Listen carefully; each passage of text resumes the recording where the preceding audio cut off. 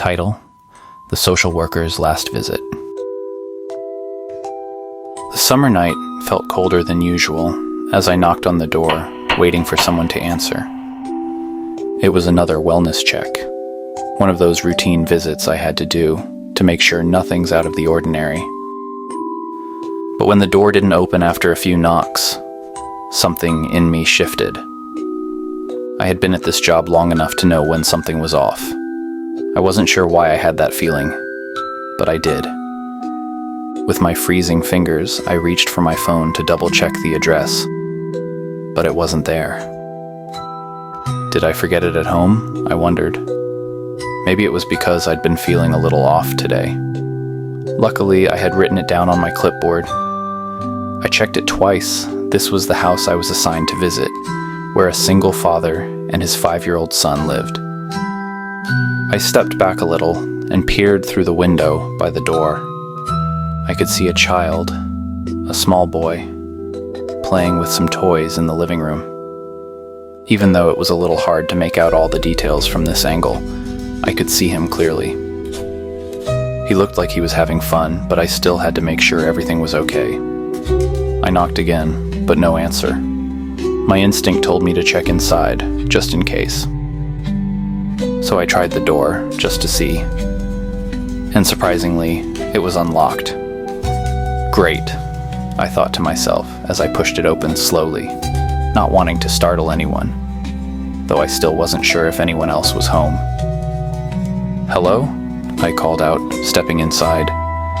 "Is anyone here?" The boy looked up, his eyes locking with mine. He didn't seem startled or scared. If anything, he looked kind of curious, like he hadn't been expecting company, but wasn't bothered by it. "Hi," I said, smiling softly, my voice calm. "I'm here to check up on you. Are your parents home?" He looked around the room and then shook his head, his little blonde hair falling in his eyes for a moment before he blew it aside. "No, Daddy is out looking for new friends," he said happily, while playing with his toy cars. "Okay, well." I paused for a moment, took out my notebook to scribble a quick note. "My name is Chris. What's your name?" "Tom. The boy replied. And you look funny." I smiled again, trying to make him feel comfortable. "All right, Tom. Can I ask you some questions? Is that okay?" "Okay." he said, nodding enthusiastically. I began with the usual questions. "Are you happy here? Do you feel safe?" Watching his little face carefully. He didn't seem upset, didn't seem scared, just a normal kid. "I'm happy," he said with a big grin, but then his voice lowered just a little, almost as if he were telling a secret. "But sometimes Daddy gets mad," he said. "Mad?" I asked, raising an eyebrow. "What do you mean by that?" Tom's eyes flicked to the floor and then back up to me. "When he gets really mad, he takes people down to the basement." I froze for a second, but I didn't show it. I had to stay calm. Kids often say strange things. They imagine things, make up stories. I had to remember that. "Has Daddy taken you to the basement?" I asked, trying to sound casual, though something inside me was starting to twist uncomfortably. Tom seemed to think for a moment, and then he shrugged. "No, he tells me not to go there. He just takes his friends there."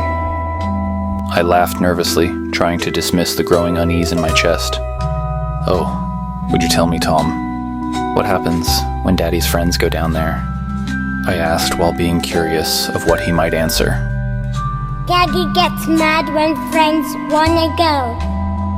He says they have to stay," Tom said, his voice steady as he played with a toy car. I forced a chuckle, trying to ease the growing knot in my stomach, but the laugh sounded hollow, even to me. My throat felt dry, like I couldn't swallow. I thought to myself, kids, they always say the strangest things, right? But could it be true?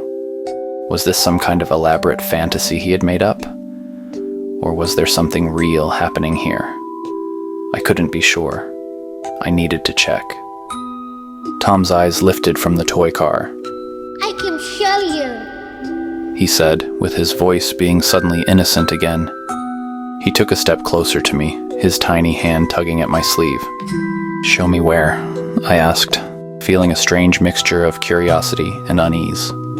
Downstairs, Tom whispered. where Daddy keeps his friends. I hesitated for a moment because I didn't have my phone, but my curiosity got the better of me. Okay, Tom. Show me. Tom led the way, walking toward the basement door with slow, deliberate steps. As we reached the top of the stairs, I heard the faint sound of something heavy moving, something creaking in the distance. My heart skipped a beat. Suddenly, I heard the front door creak open. My stomach dropped. I glanced at Tom, my mind racing. We need to hide, I whispered urgently. Tom nodded, his face filled with the kind of seriousness I didn't expect from someone his age. He grabbed my hand and pulled me into the basement, slamming the door behind us. The dark, damp air of the basement hit me all at once. I felt trapped, like I couldn't breathe. But there was no time to think. We had to be quiet. We had to hide. From behind the door, I could hear heavy footsteps, loud, stomping footsteps coming down the stairs. Tom! The man's voice echoed through the basement, filled with fury. I told you to stay out of here! Tom's small fingers tightened on my hand as he pulled me farther back into the darkened corners of the basement. My heart pounded as I strained to hear. I could hear the man's breathing, his steps growing closer. I couldn't think straight. Everything inside me screamed to get out, to run. But I couldn't move. The only thing I could do was follow Tom deeper into the shadows. Tom! The man's voice boomed. Come out! The heavy footsteps grew closer, each one shaking the wooden steps beneath him. Then he appeared, a towering figure with broad shoulders and thick neck. His presence nearly filling the whole basement doorway. His breath was heavy, uneven, like an animal that had just finished hunting. The boy winced as the man pulled him toward the stairs. I froze in the corner. I almost couldn't breathe. Don't you ever come down here again! The man shouted while dragging Tom up the stairs. The child's eyes, full of fear, found mine while they traveled upstairs. He was looking at me, and I was just standing there, frozen in fear. Then the door slammed shut. I waited in the darkness, my body shaking, unsure of what to do. My body moved before my mind could catch up, stumbling toward the dim light deeper into the basement. I tried to push away the sickening sense of dread clawing at my insides. My heart raced, each beat thumping in my ears, drowning out everything else. The light flickered in the distance, casting unnatural shadows that seemed to creep along the floor. I had to get out. I had to alert someone. But my legs felt heavy, like they were made of stone. And then I saw it. I was staring at the body on the floor, its face twisted in a grotesque mockery of what it had once been. That's... My heart skipped a beat. A part of me, some distant, rational part, screamed at me that I was imagining things, but I couldn't pull my eyes away. It was, a familiar face, but twisted, battered, lifeless. I couldn't scream. I couldn't even move. I couldn't understand. I couldn't remember. But one thing I knew for sure. It wasn't just anyone's body. It was mine.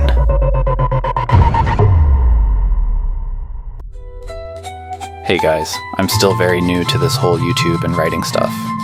This was my very first story, and it was so much fun to write. But if you have any feedback on this video, please tell me about it in the comments. Seriously, any improvement ideas would be highly appreciated. But if you just enjoyed this video and want to see more, consider liking and subscribing. That way, you help me to reach you easier when I have a story ready for you. Thank you all for watching. As always, check your locks, and good night.